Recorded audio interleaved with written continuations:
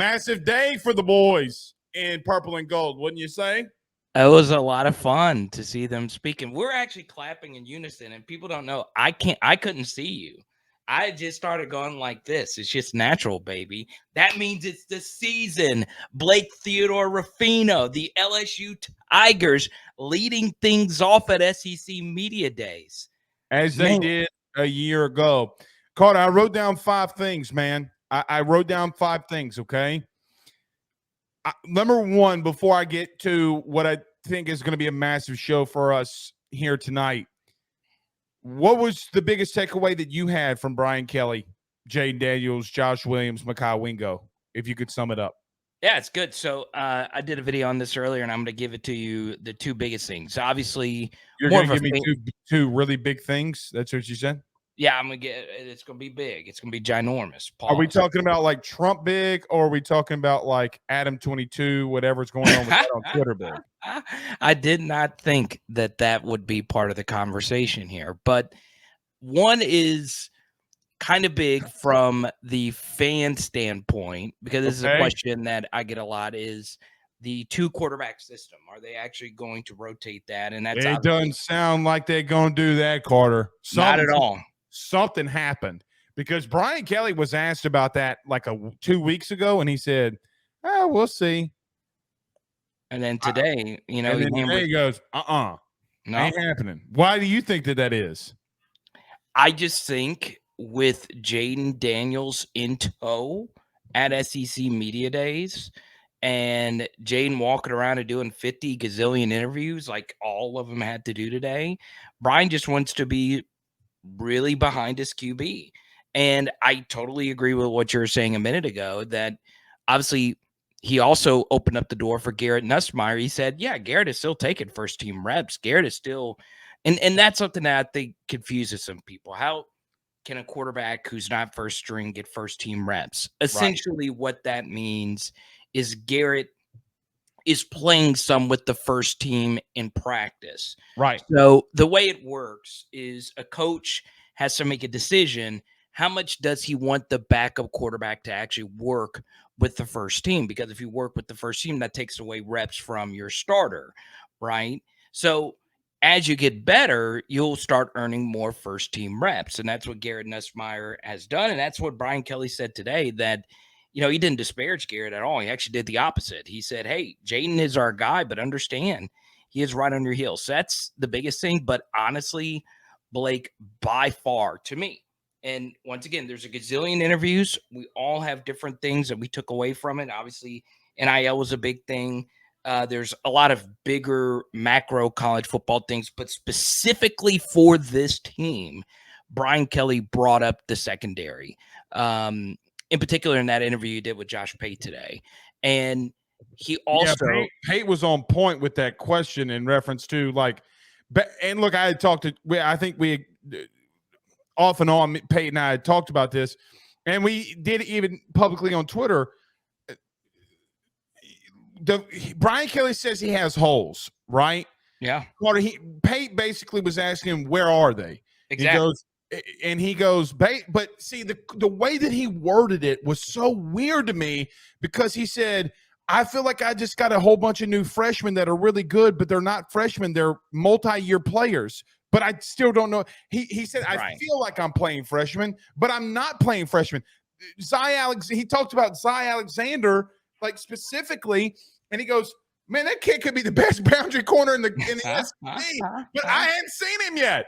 That's what he's talking about, the holes. So it did kind of make me feel better, though, hearing him say that, though, right? Yeah, he's just being brutally honest. And the secondary is where Brian Kelly feels. And look, sometimes, Brian Kelly is very honest, but sometimes you got to piece some things together. So, a week and a half ago, if you will, there was the interview where he said, well, I think 2024 is where we're going to be consistently a championship team. Well, while no one just asked him directly about that quote, in the interview with Pate, he said, we are 1 year away.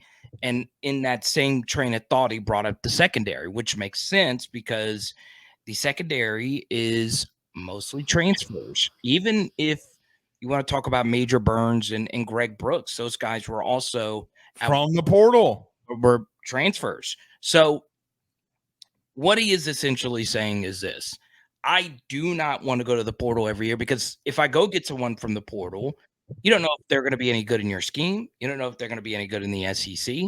And what he wants is just more of his own guys that he recruited, that he developed, that he has seen in his system, and that he has seen play for LSU previous to that certain season, right? So I think that was, to me, the major point, because, just a week and a half ago, it was, well, Brian Kelly doesn't believe in this team. That's not what he was saying at all.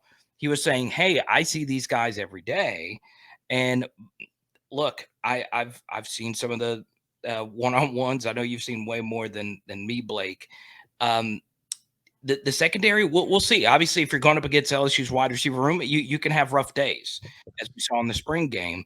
But the truth is, it's scary, because it was kind of like last year's secondary, Blake. We had not seen them play until the Florida State game. They were the best part of that unit, though, Carter. Yeah, of all three of them, they were the best. I would totally agree with you. So, well, I don't even think that it's up for opinion when they're 26 and everything else is kind of lagging behind a little. When you say, yeah. I mean, obviously, I would put, like, on last year's unit, linebacker, just overall, especially if you put BJ in with that group. But honestly, the secondary was really good last year for LSU. Right. But you're not guaranteed that every year with brand new transfers filling out your roster. It's a scary thing. It really, really is. And to me, the next thing, Blake, is obviously Brian Kelly talking about NIL and a lot of the macro stuff. But what were your biggest takeaways? Well, let's just talk on the field for just a second for this year. Yeah. Number one, I did a 20-minute segment, but I asked you this last week. I knew I was going to be spot on how he felt about third down. And okay, Carter, I talked about that at length on Thursday. Did probably the biggest segment I've done this offseason, or non-playing portion of the year, like I want to call it, because it's never an offseason. I knew, because I heard some chirping around that building, that he's been on that ass about, quite honestly, how bad they were on third down. Here's how I feel. Now, Tennessee, I would agree. Yeah, no third down in that game was going to save you. But You know what he was saying? Hey, man, if we convert on third down, we might be at 11-1. We might have been able to slip up against Tennessee and still been 11-1 going into the SEC championship game. Oh, by the way, I had a makeshift roster. So y'all talk about the SEC right now, but now that the playing field, I'm saying all this, but I know what he's trying to say. Hey, man, the playing field's a little bit more even now. Absolutely. And and something else is to go along with the third down thing. Obviously, getting off the field on third down, that was, a tough thing, in particular in that Florida State game last year. But of course, Perk didn't play, but still, it was an issue the rest of the season. Now, they weren't the worst third down defense. You can talk about Georgia. You can talk about A&M. You can talk about Alabama in the second half, them going 6 for 8. You can talk about Florida, Carter. The first half, people forget, they were, I think, 4 for 7, 5 for 7. No, they moved the football. Yeah, they moved the football on us. Yeah. You had to blank them on the third down. You had to blank them in the second half for you to come back and win. Auburn's the same thing. They shut you down on. He's talking about, like, specifically, hey, man, I would not have lost. I probably would have been 11-1 last year if we could have converted on third down. I didn't have enough depth. And I think what he's saying is, when he opened up and said today, he talked about it being a realistic thing about competing against Alabama. Like, I go into a recruit's home, we talk about this. But Carter, my whole thing that he's mentioning is, hey, man, I know that I'm really good. Like, I walked away today and feeling that Brian Kelly said, in not so many words, hey, man, we're pretty good. Yeah, and to go along with your third down point, one other thing when it comes to explosive plays, okay, that was a big one today, and that was a question that Jayden got asked by 5 different people. I watched almost every interview. Yeah, I, and it's good. I circled that down too. Yeah, That's one of the question I wanted to talk to you about. So continue. Right. So it's a really good question. He was also asked about it at the Manning Academy. And obviously, Bryant's been asked about it a ton. And even Mike Denbrock has been asked about it. So we all agree that explosive plays need to be generated.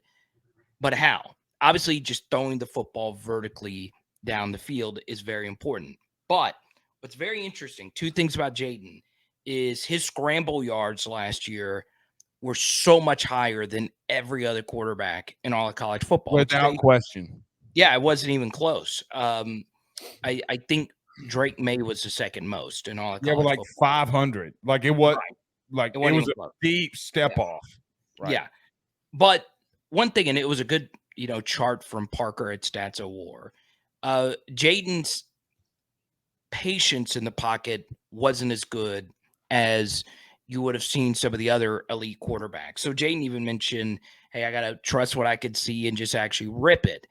But what I think people tend to get mixed up with this is sometimes there's not things open deep. And the DBs do play off and they do play quarters. They did this to BTJ a lot last year. So there were instances where there are no throws deep. What LSU wants to do a better job of next year is hitting receivers and just playmakers in stride and getting yak, right? And that's going to be very key because you not only hit explosives by, hitting the deep shot over the top, the DJ Chark throw, if you will, but you also hit explosives by hitting a Jarvis Landry in stride, hitting an Odell in stride, hitting a, Jamar Chase in stride. And obviously with this team, hitting Malik and Aaron Anderson and those guys in stride as well. And also tight ends, running backs, getting them in space, delayed release here, screen to the left there. Those things are something else that LSU this offseason is really working hard on because look, throwing the football deep, it's tough. It's hard to complete a deep completion. But what you can do is you your explosive plays, 15, 20-yard gains with a jet sweep motion here, a tunnel screen there, or quick slant here. And that was something LSU really struggled with was just the intermediate stuff and just getting explosives generated through that way as well. Well, and, he was asked a yak. It was such a stupid question, and Brian Kelly kind of shrugged it off about, well, you were second in the SEC in yak last year, even though I get, you're right. Right. But you can't – that call can't come from Malik either. So Malik was the one that got you most of that. I don't think Aaron Anderson is Keyshawn Boutte from last year. I think he's ready. So I think I'm going to throw that out there. Carter, what's also interesting, Jaden Daniels talking about, or Brian Kelly mentioned this about Jaden Daniels. He goes, look, we broke – I'm paraphrasing, but while quoting, he says, listen, later in the year, Jaden Daniels played with confidence because instead of stepping up in the pocket and running halfway through the year, at the end of the year, we had multiple plays where we showed him that he stepped up in the pocket and let it rip, although he didn't have pressure around him as much as he did in the beginning of the year. Some of those we washed our hands off of, Jaden Daniels getting up in the pocket and running because the offensive line was getting to know one another, and we had two freshman tackles on the outside. So I do think that it's interesting that he said we have broken this down, and so many times in the second half of the year, he progressed and started staying in the pocket and throwing the ball down the field. When you heard that from him, I guess what was your first thought or intake on that? Yeah, it backed up, what I saw. Obviously, in the Georgia game, he didn't have the same wheels that, he normally has. He didn't have a choice. Yeah, so he couldn't run. And then, obviously, the Florida State game is obviously an extreme example where, he just had no time. And it wasn't just offensive line. It was running backs make a mistake in pass protection. Your tight ends who are playing, some of the first snaps of their lives at the Division I level. All of them. Right. And as the season progressed, the offensive line pass protection did indeed get better. Now, where things are going to be very interesting this next year, Blake, is yes, every national championship team in the modern era has really good to elite quarterback play, right? You have to have it. Yeah, you just do. But the big thing on top of that is that quarterback needs to make really difficult plays when the rest of the team isn't playing their best. And that's going to be the next step for Jaden Daniels, right? I think, one game in particular was a Texas A&M game, right, where guys were dropping, just really bad drops. They were not helping Jayden. Jayden had an amazing first half. And then in the second half is where things really began to fall apart from him. Well, And he Brian got Kelly, hurt. he got hurt, and he just missed some shots. So now Brian Kelly was asked today about the road games early on. What can you do to be better when you're not in Tiger Stadium? What can you do to stay on rhythm? What can you do to tell yourself, hey, I'm in a hostile environment. Let me just rip this thing instead of just trusting, your best ability, which is your running ability. Mm-hmm. So mixing that in, and obviously Jayden answered that question a gazillion times, and not fearing the mistake. Obviously, Jayden was the best quarterback in the nation. It wasn't even close in turnover worthy play percentage. But you want that number to be a little bit higher this year, because that means he has taken a few more chances instead of just never taking that chance. Him being at 207 is a massive deal for me, because you're not going to put that amount of time and effort into the weight.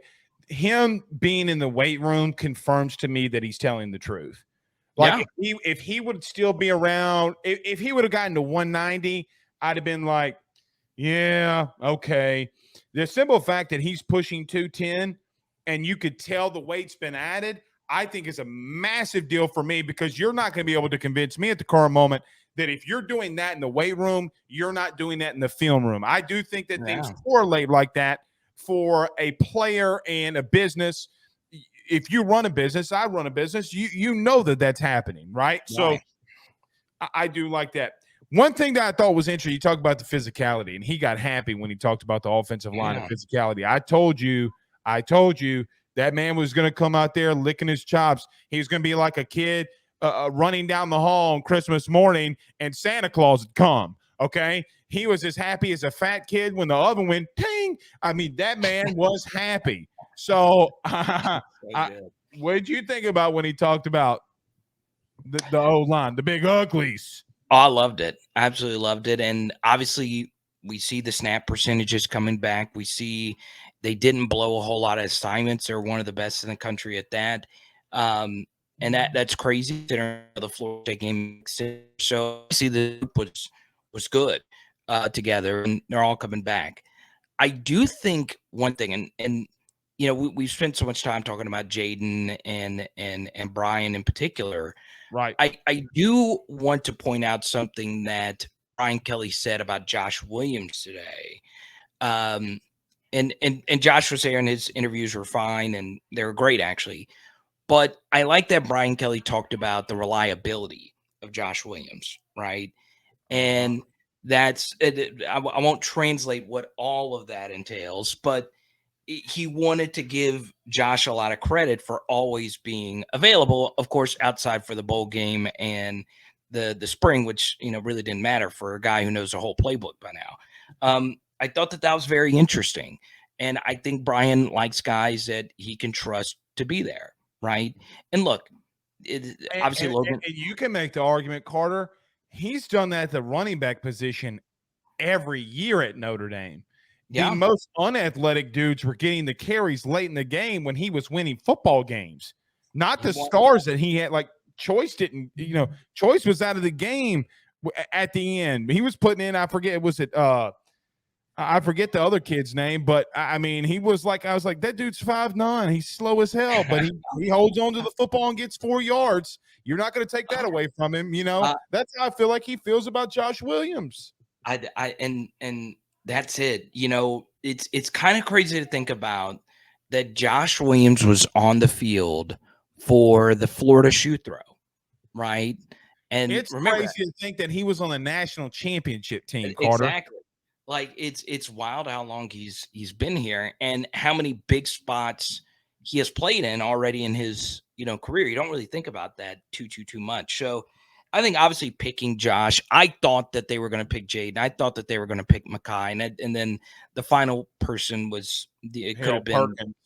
could have been Harold Perkins, could have been Greg Brooks. There's a lot of people, Malik Neighbors you could have put, but I'm glad he picked Josh Williams. And I also found it interesting that all three of the representatives, including BK, are not from Louisiana. So that goes to show you that you can, you know, and obviously Josh grew up in LSU. I would love to know if that's the first time LSU. I did not think about that. Carter, I wonder if that's the first time that a kid not from the state of Louisiana or a coach from Louisiana, like, maybe the Burrow year. I don't remember because it was Grant Delpit, Burrow, and Rashard Lawrence went. Yeah. It was.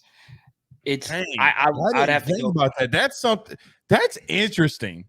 It is interesting. And look, you look at Angel Reese is from Maryland. Obviously, Dylan Cruz is from Florida, correct? Yeah, he's from Florida. Yeah, he's from the Tallahassee area, I believe. Yeah. So you can obviously Paul Skeens, you can come from anywhere, and the LSU brand will take you to the next level. Obviously Louisiana's always going to be the most important state in pretty much every sport, but I thought that was also very interesting as well. So it was a good day. Obviously, the next big thing, Blake, and this will obviously be the topic for next Monday, will be what the media do. Are they going to pick LSU? The last 7 years, the media has picked Alabama. Okay, 2015 they picked Auburn, and in 2012 they picked LSU. 11 of the past 13 years, Blake Theodore Rufino, they have picked Alabama to win the West. Right. Now, what I will say is Jordan Rodgers, national media is picking LSU. Aaron Murray, national media is picking LSU. T-Bob, hey there. Well, T-Bob, hey, shout him out. Oh God. There's a lot of neutral media or T-Bob, I love you. I love you. I'm just messing. Oh yeah. Hey, look, media that goes to other SEC schools are loving LSU going into this next season. So I do think, let me get your opinion on this. Do you think they're going to pick Alabama to win the West, the media as a whole? No. You think? There we go. Huh? I don't. Let me know in the chat. Let me know in the chat. Yeah, put yes for no, Y for no, in for, or Y for yes, in for no. Let me backtrack. If there was normal media there, yes. I mean, bro, Brian Kelly, I wasn't going to bring this up. Some of those questions today, Carter, made journalism look really bad. I mean, yeah, Carter, but he was asked about Tennessee. Okay, you had Jimbo out there defending, saying, guys, I can't talk about a recruit that hadn't signed. And then we brought in, the guy said, what about AI? And I'm like, I ain't talking about practice. I knew it. I mean, Carter, it was so because of, I don't think that the people that asked Brian Kelly questions today really know what's going on here. I'm going to say no. I think the national media, though, like you talked about the people that are in this every day, I do think they will. You think they'll pick Alabama? I think like the Colt Kublix, I think like the Rodgers, the Ben Watsons, the Takeo Spikeses, I think all of those SEC dudes. I mean, I talked to some of them. They were asking me if I was there today. We couldn't go because of some family issues. But bottom line is, I really do believe that the talking heads will say yes. I believe that the media corps as a whole has no idea what they're doing. It was very badly asked questions, in my opinion. Today. I thought the AI question was interesting. It's interesting, Carter, but come on. Like, you know what he didn't get? The Tennessee question was bad. It was the worst question that's ever been asked. It was a student. More than likely, that was a student. If you go She's not a student. I went and looked her up. She's not a student. Oh, what? So she was. I thought she's been in the business for like 12 years. Well, then why would they randomly ask about? Because she's in Knoxville. So she was trying to get an angle on it. Yeah.